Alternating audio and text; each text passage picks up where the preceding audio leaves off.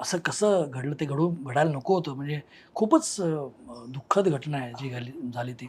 पण मी त्याच्याकडून अनेक गोष्टी शिकलो. म्हणजे अ, अतिशय खूप परिश्रम घेणारा आणि तुम्हाला आश्चर्य वाटेल, तो एका वेळी 3-3 गोष्टी करायचा.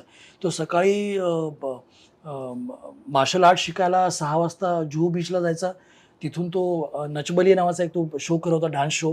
त्या डान्स शोच्या रिहर्सलला यायचा. मग आमच्याकडे यायचा. मग रात्री ते त्याचं शूटिंग कर, म्हणजे अक्षरशः तो दिवसभर कशा ना कशात तो ह्याच्यात असायचा. आणि बेसिकली आमच्या दोघांची मैत्री एका पॉइंटवरून झाली, की आम्ही दोघे इंजिनिअर आहोत. तोही इंजिनिअरिंग स्टुडंट होता. त्यामुळे आमचं खूप छान बॉन्डिंग झालं. आम्ही जवळपास पावणे 2 वर्ष एकत्र होतो आणि खूप छान त्याच्याबरोबर काळ घालवायला मिळाला.